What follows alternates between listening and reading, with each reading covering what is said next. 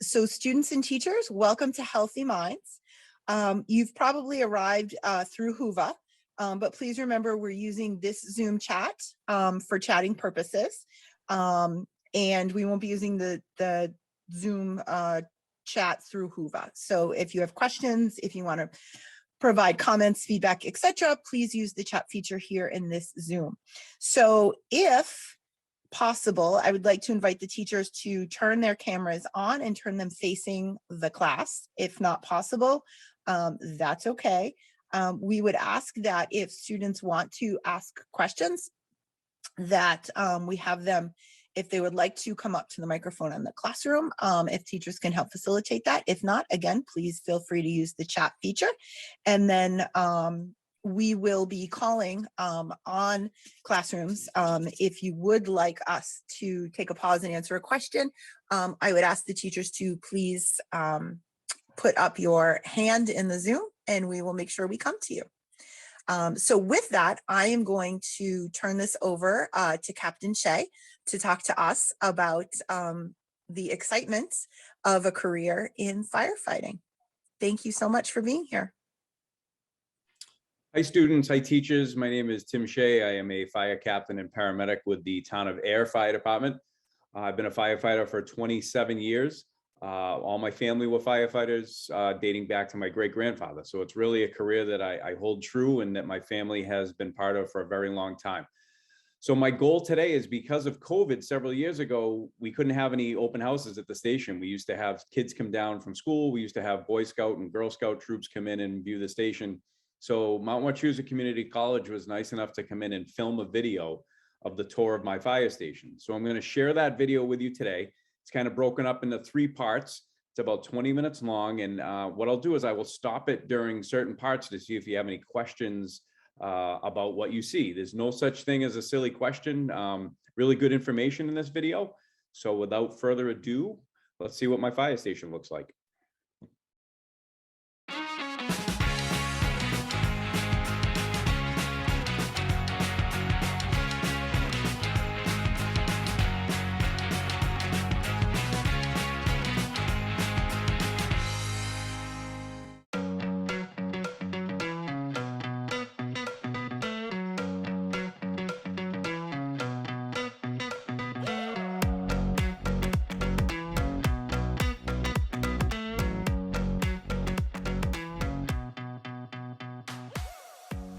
Good morning, boys and girls. My name is Tim Shea. I'm a captain here at the Ayer Fire Department. I'm in my 26th year in the fire service, and today I thought I'd welcome you into my station, show you one of our newest fire trucks, and talk about what it's like to be a firefighter. 3 reasons why I think firefighting is the best career is A, the ability to help others. Like I said before, when people call 911, that is their emergency, and our job is to go help in that emergency. B is being part of something great, being a team player. I'm just a minor piece in a game that we get to help people with. If I didn't have my team of firefighters with me, I wouldn't be as successful as I am. And 3 is being able to give back. So being able to know that at the end of the day, we've helped someone that may not have been able to help themselves. So as you can imagine, the fire service is a very physically demanding job. We can go from 0 miles an hour to 100 miles an hour in a second. We do have a fitness facility here at the fire station that we're encouraged to use. Very physical demanding job as far as cardio goes and as far as strength goes, but a lot of it can be technique based. You don't have to be the strongest person in the world, but if you have good technique, that's what's going to help you perform your duties. So we work a 24-hour shift. So for those of you who think your school day is long, we come in at 6:30 in the morning and we don't leave till 6:30 the next morning. When we come in, just like you have certain tasks that need to be performed at home or at school, we have assigned tasks here also. Since we live here for 24 hours, we're in charge of cleaning our own station. So that means sweeping floors, mopping floors, vacuuming, cleaning bathrooms, making sure it's a good, clean living space for all of us. My goal today is to show you our fire station and to show you how we operate. Follow me.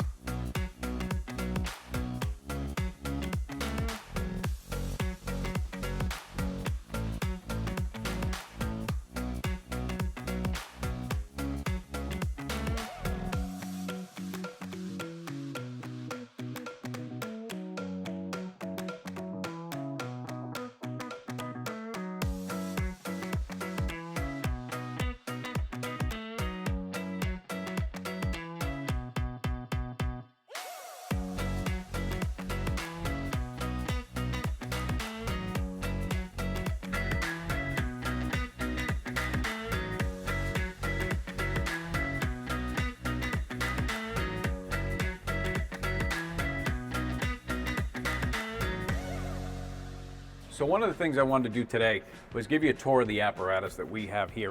So boys and girls, that's our station. That's where we live for our 24 hours. We have it set up so that the second floor is our living quarters. That's where our bedrooms are and our kitchen and where we can wash our uniforms. And that's where the gym is. And the first floor is kind of the office area. That's where the chief has his office, the deputy chief. And as a captain, I have my desk where I have to do my paperwork and reports for the day. So does anybody have any questions on what they saw on the station tour so far? Seeing anything, Shelley? I am not seeing anything, but I have a question. Yes. When you mentioned paperwork, that's not what we expect. We expect to see firefighters just out there, with the big hoses, taming the big fires. What kind of paperwork do you have to do as a fire person? So you can tell that the fire station has an ambulance in it too. We actually have two, and we're based at the paramedic level. So every time the ambulance goes out on a call, they have to document that report. So every time they help someone who's sick, who is injured, they have to create what's called a PCR, which is a patient care report. And that report gets sent to the hospital so the doctor can have a record of what transpired. And then every time we go out in the fire truck to help somebody, whether it's smoke in the building or a downed power wire, I have to generate a report on what I did as the captain to make sure I made the scene safe. So very good question. That's excellent. And I see Ms. Fitzgibbon's fourth grade class has a question. Go ahead. Yes. How do you live in a fire station? So we come in at 6:30 in the morning and we're pretty routine based. So I'm sure just like your teachers, we like to have our coffee first. So the first thing we do is we have coffee and we talk to the off-going shift to see if there's anything that happened the day before that we need to know about. Maybe a piece of equipment's broken. Maybe there's an inspection we have to do.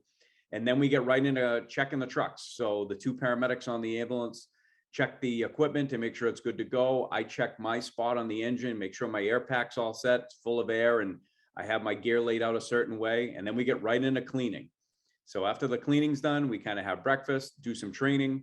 That brings us to lunch, and then we train again. We might do some inspections. So we kind of keep it routine based, because if we didn't, kind of things would get awry and guys kind of get off doing their own thing. So we like to kind of keep a schedule, but that schedule is always interrupted by when someone dials 911 for help.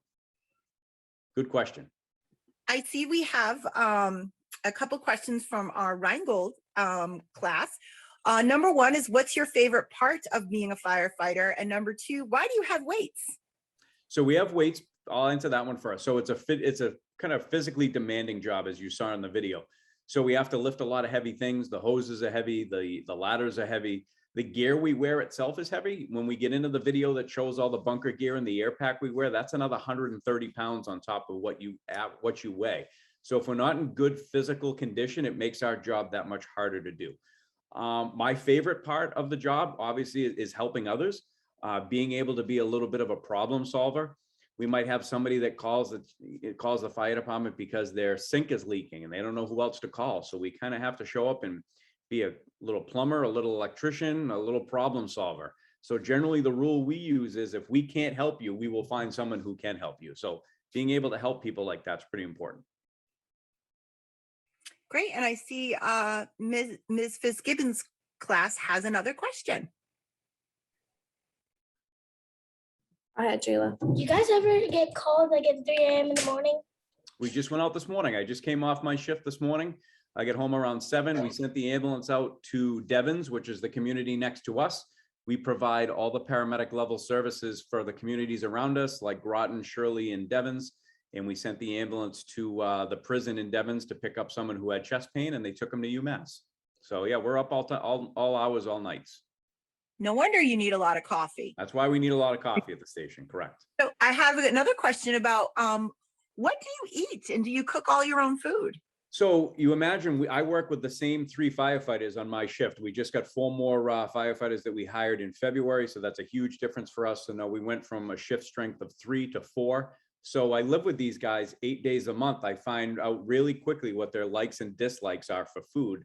And one of the running jokes at the fire station is we kind of judge that firefighter on how their palate is and what they like to eat. So I'm very lucky that the new firefighter paramedic that came onto my shift isn't a picky eater. So I'm the cook on my shift.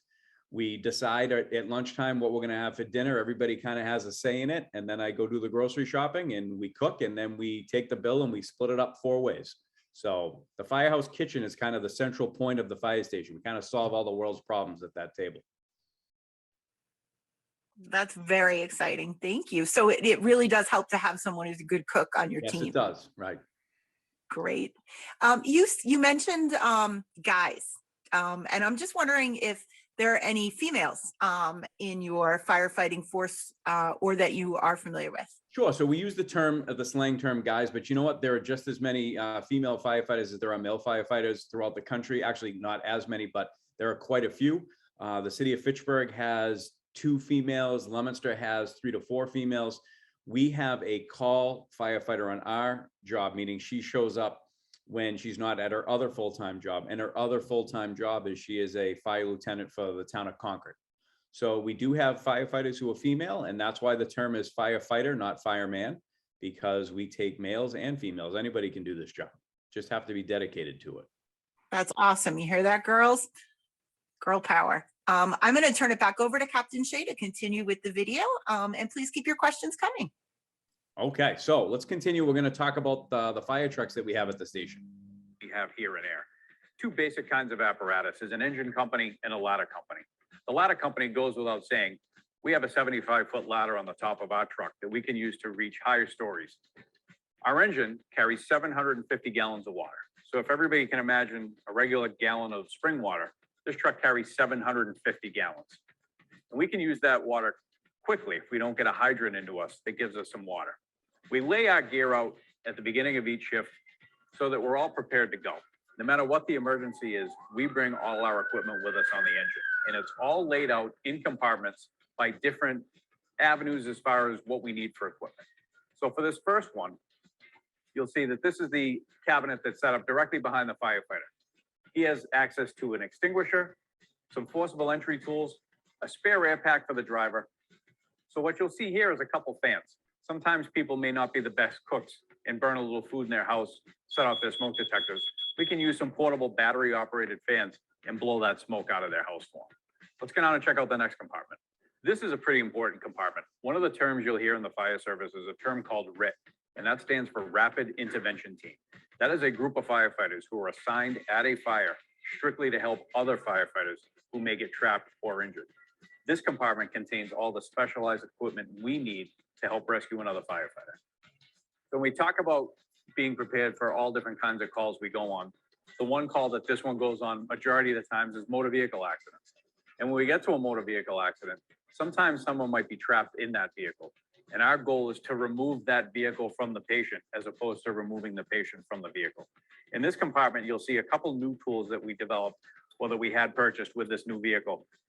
Here's our extrication tools, a spreader tool and a cutter tool, both battery operated. So we can take the tool strictly out of the cabinet with a fresh battery and go cut a car.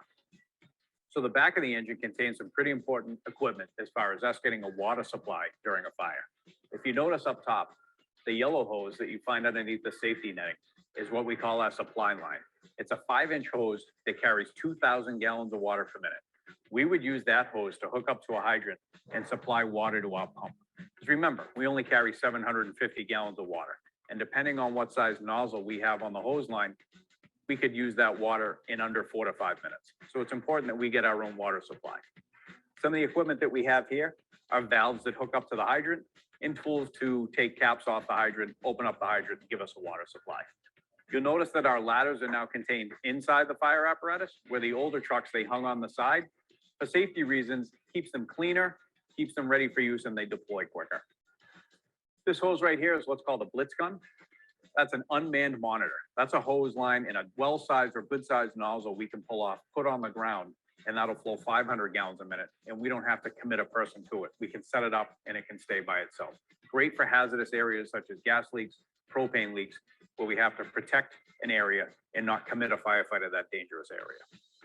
So this is the driver's side rear compartment of engine 2, and it carries 2 specific different types of equipment. The bottom shelf, you'll see 2 different carts. One contains speedy dry that we would use at a car accident if we had a fluid leak such as oil or gasoline that we had to stop a spill. The second tub contains some hazmat equipment, absorbent pads, and what we call pigs, which are large tubes that we can use to stop a spill from going into a sewer drain. Our top compartment here is what's called our high-rise pack. If we have a fire in a multi-story building that has a standpipe, which is a pipe that is inside the stairwell of buildings to supply water for firefighting, we can take this hose line in this tool bag full of adapters and go inside of a building and tie into a standpipe on the second or third floor. It makes it easier for firefighting. Instead of having to take the line from the engine, we can take our own line into the building and hook up to the standpipe. On to the next compartment. This is our high side compartment on engine 2 on the driver's side. You'll notice it contains a variety of hand tools. These tools are specifically used for firefighting activity. Fire likes to hide in different spots, especially in older buildings. It can travel in the walls, it can get into the ceilings and other void spaces that we can't see. These specific tools are what are used to pull ceilings or open up walls to look for hidden fire. For example, a tool called a Halligan. It has an adze end, a point end, and a pry bar end, used for opening up walls, ceilings, or popping doors that we might have to force entry in that we don't have a key. Some other tools, you see a tool called a Boston rake, has a rake end on it, used for opening up ceilings and walls. Same thing with what's called a trash hook. And then smaller tool here called a closet hook. This is great for small spaces inside closets if we have to pull a ceiling or open up a wall. All based on different techniques that people have developed over the years to allow us to become better firefighters. This is the last compartment we're going to talk about today. This is what's called the Engineers Compartment and the pump panel. So for those of you who thought that your science classes and your math classes really aren't that important, they really are. We run a 3-person firefighter crew on our engine, which is a driver, an officer, and a firefighter. The driver of the apparatus is in charge of running the pump, which means he or she is in charge of making sure that water gets into the hose line for us to put a fire out. We have to know different nozzle pressures. We have to know different friction losses. We have to know what size hose is coming off the truck. That all comes down to communication between who's taking the line off the truck and the pump operator. He or she also has to know that they only have 750 gallons of water to deal with. And their job when they get to a half a tank or below a half a tank is to let us know inside the building that we're going to run out of water. We don't want to be inside a burning building without water. This is our Jaffrey valve. This is where our hydrant line comes in. So it's important to know that that pump operator gets a steady flow of water from the hydrant, and we don't have to worry about just working off tank water. Once we have our supply of water, we're in pretty good shape. When we have a large fire, we like to say big fire, big water. So we're going to pull what's called a big line, which is a 2.5-inch line that has the efficient carrying capacity of 250 gallons a minute. So just doing some simple math, 250 gallons a minute, in 3 minutes, we'll exhaust 750 gallons of water out of this truck. So it's important to know where we're going to get our hydrant line, how we're going to get our hydrant water, and to make sure we select the proper size line with the proper size nozzle for the proper size fire. This is the cab of the apparatus. This is where the firefighters sit on the way to a call. We talked about the driver being responsible for driving the apparatus to the call and also responsible for running the pump. The officer's job is for scene safety, delegating orders, and making sure that we attack the fire in the proper manner. The firefighter's job is to sit behind the captain or the lieutenant on the engine. His job is to deploy the hose line and the nozzle that the captain would like pulled. It's important that we all work together in a team aspect. There's no one person that can do this job. We need all 3 of us to work together to make sure that we can put the fire out properly. All right, so that's our fire truck. Anybody have any questions on the equipment that you saw on the truck or the truck itself? Oh, I'll get us started. I saw a lot of shiny things that would be Yes, a you lot did. of fun, to touch. So I'm glad this is just a video. One of the questions, it was more of an observation that I think we could really need to emphasize is the importance of not parking in front of fire hydrants. Because if you need to access that, you have to be able to do it at a moment's notice, correct? Correct. Right. So that's why there's a law that says you can't park in front of a fire hydrant. And just by talking about the water that we carry on the trucks, when you get into the bigger cities, like you get into Metro Boston, your Cambridge and your Boston or Everett, those type of cities, they only carry 500 gallons of water on their pump because they have so many hydrants so close together. But if you park in front of that hydrant, that inhibits us from getting our water supply. And there's tons of videos out there where firefighters have broken the glass on cars and put the hydrant line right through the parked car because we need the water more than you need your windows. Absolutely. So kids, any questions on this segment?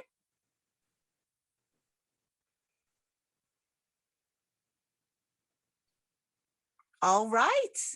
We have Reingold has a question. What is that place in the fire truck where it's next to all the water and stuff? What is that for? So the compartment that had all the nozzles in it, that one? Yeah. Yeah, so that's called the engineers compartment. So the engineer is another term that we use for the pump operator or the driver of the apparatus. So in that compartment are all the different adapters and tools we need. We can take a 3-inch hose line and put a couple adapters on it and make it fit an 1 3/4 line. So they kind of like puzzle pieces. We can use all those adapters in different size nozzles for different types of fires. There's some fires where we need a nozzle that gives us a big wide pattern of water. And then there's other fires where we need a really solid straight stream of water, like coming out of your garden hose. So it gives more tools for us to use to make us more efficient. That was a good observation. Great Very good question. observation. Yeah, we're going to move to Ms. Fitzgibbon's class. They have another question.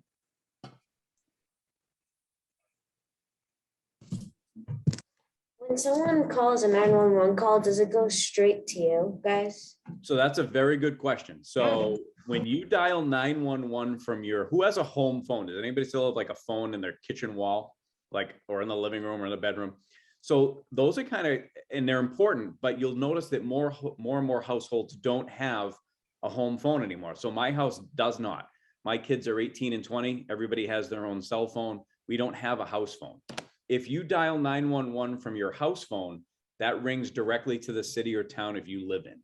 If you dial 911 from your cell phone, that goes to one of 3 state police answering services throughout the state, either Boston, Framingham, or New Braintree, depending on where you're located. Then they take your phone call and they route it to the city or town that you live in. So Ayer has what's called a combination dispatch communication center. Town of Ayer answers phone calls for Shirley and Ayer. So it's important our dispatchers ask what town you're in to make sure the right equipment gets there. Good question. Yeah. Back to Reingold. What inspired you to be a firefighter? So, when I was a young kid, my dad, who worked for the phone company, used to take me to the fire station to visit my uncle, who was a firefighter. So I was hooked from the time I was a little kid and went to the fire station. My uncle was a lieutenant in Fitchburg. My grandfather was a firefighter in Fitchburg. Unfortunately, he died in a fire in 1954. My great-grandfather was the chief of department. My brother is a firefighter in Sterling, and my son Ryan is a recruit firefighter in Westminster. So it's really in the family, and it's all we've known, and it's all we love. We take great pride in what we do. That's amazing. We've got one question from Ms. Fitzgibbon's class, and then we'll get back to the video, and we will have an opportunity to ask a few more questions before we end. So I actually have a question as the student's teacher.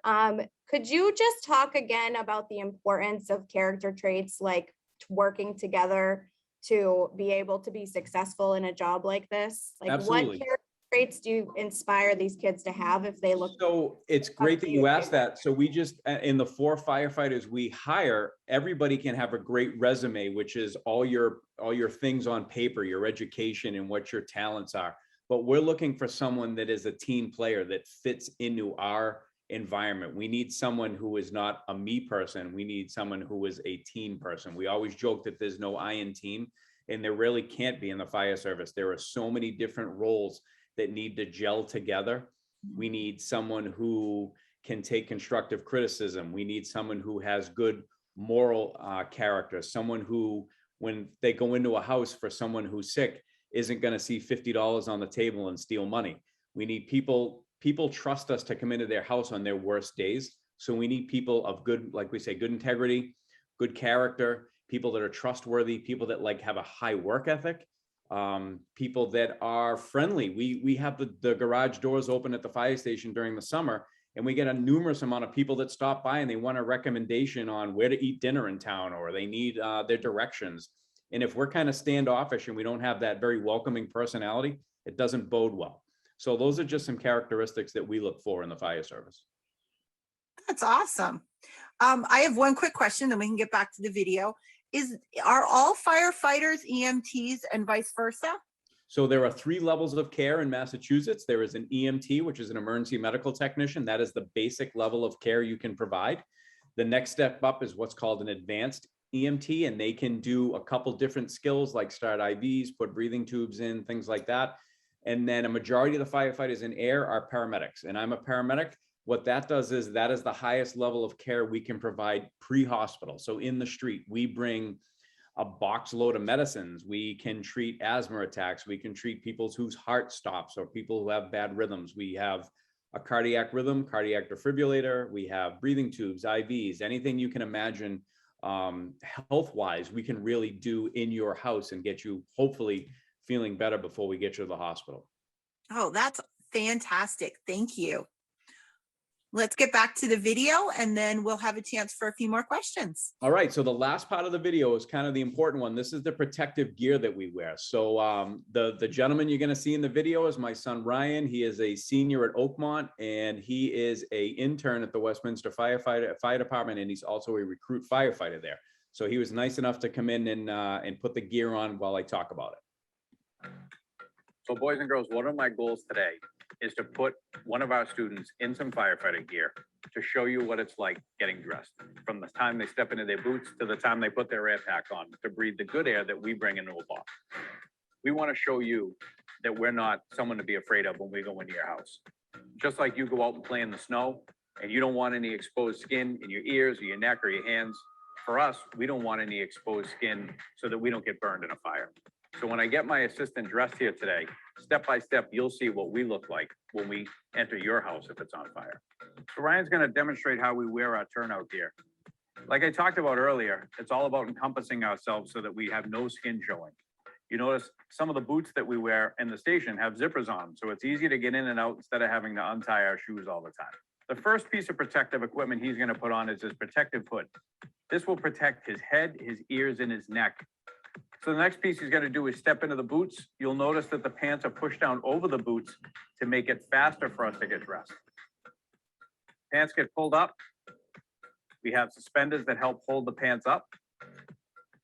Next piece of equipment to go on would be the coat. You notice that all the gear we wear has reflective striping on it. The reflective striping helps locate us in the dark. By shining our flashlights, we can see each other better. The coat zippers up just like your normal winter coat would be in the winter. Ryan's going to turn and face the camera. I'll show you the couple things on the front of the coat. A flashlight so we can see in the dark. On his right-hand side of his coat is the radio pocket, and then a Velcro enclosure to help protect the zipper. His gloves hang on the front of the jacket, so they're easily accessible at all times. Last piece to go on will be his helmet. And he's all set to respond to a fire. The only thing he would put on next in the apparatus would be his air pack. So Ryan's going to get into the apparatus, and you'll notice that in all our trucks, our air packs are kept in the seat. It makes it easier for the firefighter to don their air pack on the way to the call. We wear a seatbelt just like we would in any other ordinary automobile. And when we get to the scene, we take our seatbelt off and we slide our air pack onto our shoulders. He's going to step off the apparatus with the air pack on his back. And when we hit the street, the first thing we do is adjust our air pack to sit on our back properly by pulling the shoulder straps tight. And then we have waist straps that fasten. If he was going to use the air pack for firefighting, the next thing he could do is turn his bottle on behind him. So these are 45-minute bottles, which means they carry 4,500 pounds of compressed air, not oxygen. And that air could be used as quickly as 30 or 35 minutes, depending on what type of firefighting activity he's doing. Next thing he's going to do is remove his helmet. He's going to don his face piece.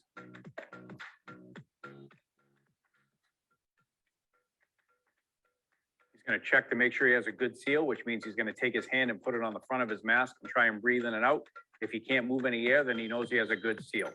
That beep you heard on the air pack is what's called a pass device. That's a personal alert safety system. Anytime a firefighter is incapacitated and does not move for a certain period of time, that air pack will go and chirp until it goes into a steady alarm. When we hear that alarm, we know that a firefighter might be in danger. Next thing he'll do is put his hood up You notice that the hood got put on prior to the coat? And the reason why that's in there is to protect his ears and his neck. And that encompasses his face mask, goes all the way up on top of his face piece. And for female firefighters, they just have to have their hair in a ponytail. And you'll see Ryan wiggle a little bit when that alarm goes off. There's a motion sensor in there. So when that starts to go into alarm, the firefighter can motion his air pack or move a little bit, and that resets the motion on it. Next thing he'll do is put his helmet on. You notice that the helmet has extra ear flaps that'll come down. The chin strap will come underneath his mask. You get hooked in. He'll then take his regulator, plug that into his mask, give it a quarter turn, and he'll be breathing off the bottle.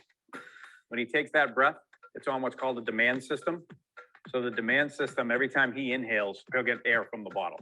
His last piece of equipment to put on is his protective gloves. And as we talked about in the beginning, similar to kids going outside and playing in the snow, Ryan is now completely encapsulated and ready to go into a fire with no skin showing. His hands, ears, neck, everything is protected from any type of heat or any type of dangerous environment. He is what we would call battle ready.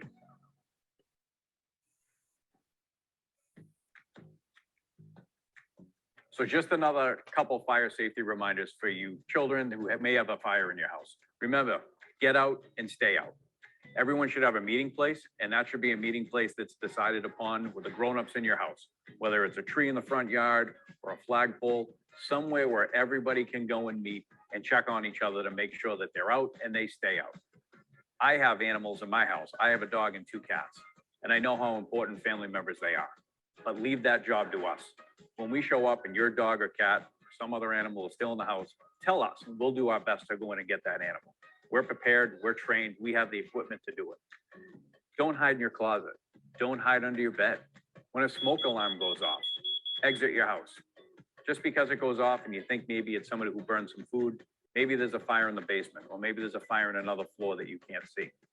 Don't be afraid to call 911. Let us come out and investigate your alarms and find out why they're going off. I want to thank everybody today for their attention. Thank you for taking a tour of the Ayer Fire Station with me. And I encourage everyone to visit their local fire station and ask as many questions as you can about the fire service. All right, who has questions about the fire gear we wear? I see some hands. All right. Well, who wants to go first? Let's have Ms. Fitzgibbon.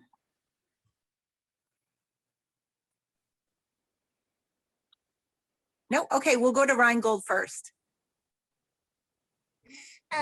So those little things that show if you run out of water or something like that, how do you know which part is which? On what, the air pack that we wear? You mean, are you back to thinking about the gauges on the fire truck?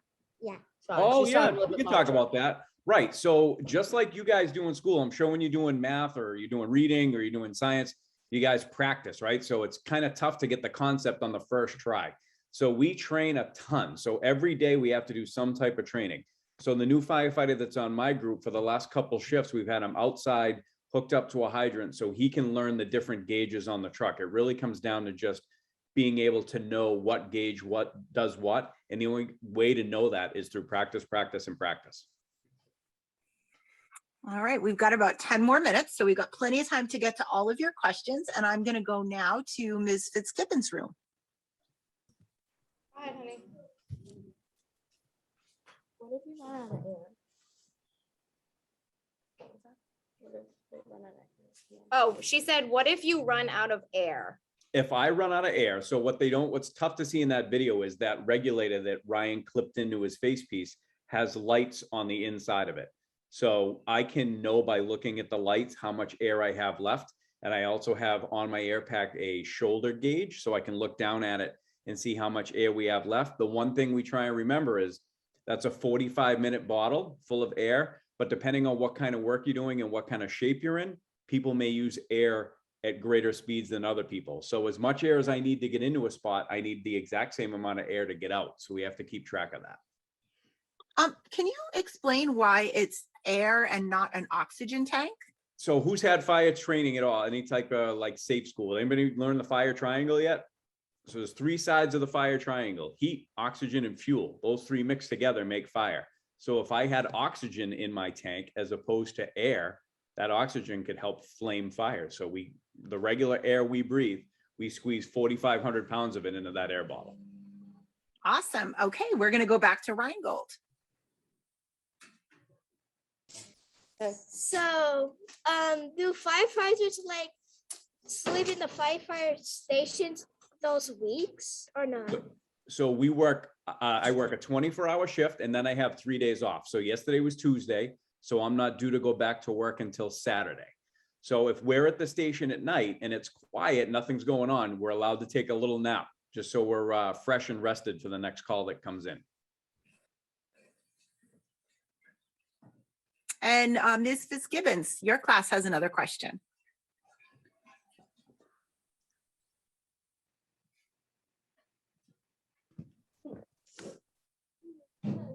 Go ahead. When there's a big fire, how do you see through the thick black smoke? That's a very good question. So a lot of times we can't. There's a tool that we use called a thermal imaging camera.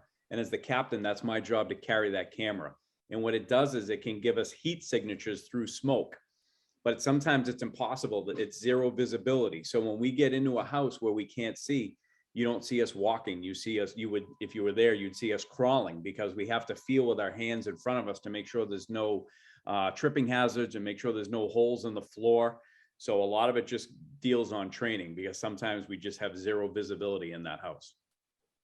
Yeah, that was a great question. We are going to go back to Reingold. Have you ever got like hurt in a fire or using the tools like scraped or got burned?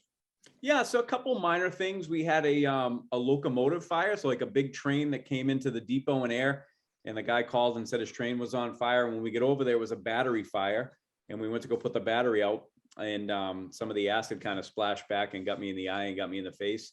But you know, it's kind of like strains and pulls, meaning like you pull your muscle, you hurt your back. Sometimes it's impossible to lift the correct way with your legs. Sometimes we're just in positions where we can't do it. So that's why the physical fitness aspect is important. We try and stay in good shape so that A, we don't get prone to injury, and B, if we do get injured, we can recover that much faster. I have a question. If someone wanted to be a firefighter, what type of education do they need? And what type of education might be helpful? Sure. So if you live in a city, if you live in Fitchburg or Leominster, you can take what's called a civil service exam when you turn 19 years old, and you just have to have a high school diploma or your GED. And then when we get into later on, a lot of departments have education incentive where they want you to go to school. They want you to go to college and be better students and better firefighters. It was never on my radar to be a college guy. But my department, my captain at the time, who's now the chief, he pushed me to go to school. So I have my associate's degree from Mount Wachusett, my bachelor's in fire science from Anna Maria, and I'm in my master's program at Arkansas State right now, which I never would have imagined. And I also teach fire science at Mount Wachusett. So I like to take what I learned and be able to teach it to the younger kids. So it's a lot of fun to be able to pass that knowledge on. That's great. We're going to go back to Reingold. Is your gear ever uncomfortable? Yep. Yeah, that's a very good question. We always tell the guys, if you're not scared a little bit, then something's wrong. If we get too comfortable in our job, and a word like we like to use the word complacency, which is a big word, which means you get too comfortable and you get too used to how things are going. We always have to think that if an alarm's going off in a house, there's a good shot there's a fire there. And if there's not a fire there, then we'll figure that out when we get there. But every single call we go on, we expect to be something bad or something we need to address.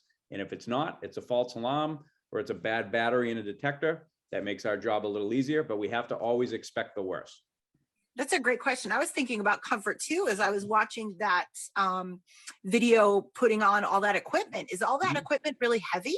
So that equipment weighs another 130 pounds on top of what the normal firefighter wears. So the air pack itself is around 30 or 35 pounds. And then the coat and pants and boots and helmet is another 100 pounds.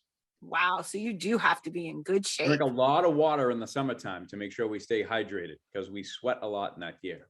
I'm sure. All right. Back to Ms. Fitzgibbons' class.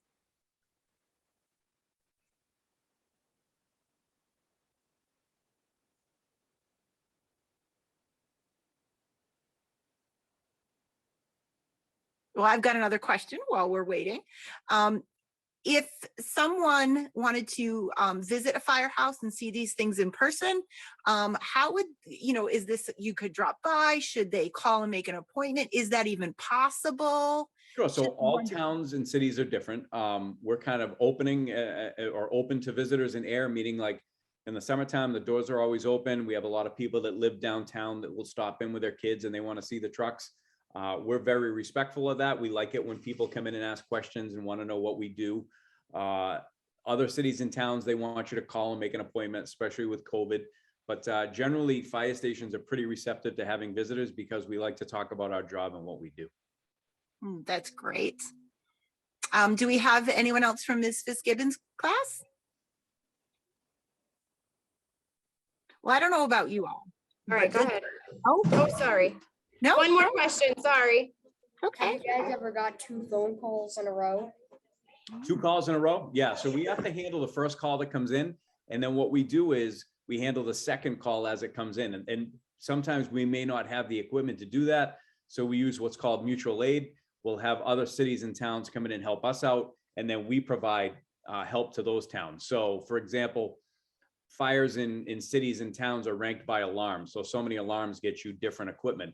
So Fitchburg and Lumister, when they have a second alarm fire, Ayer engine goes and covers their station, and then we go to the fire on the third alarm. So we all kind of have like a mix of where we go, and we know when we go to help each other out.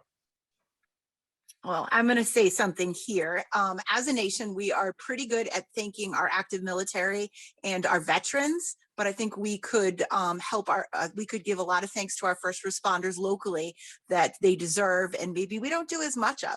So I'm going to challenge all of you to think of a way to thank the first responders in your town. And then please report back to us and let us know what you've done. And with that, I want to thank Captain Shea for being with us today. I learned a lot. It was really exciting to see all of the equipment, the truck, all the shiny stuff, and it inspired me to want to learn a little bit more about being a firefighter. I hope it inspired you all too. So from here, we are going to take our lunch break, and then hopefully we'll see you in an afternoon session. So thank you all so much, and have a great rest of the day. Thank you.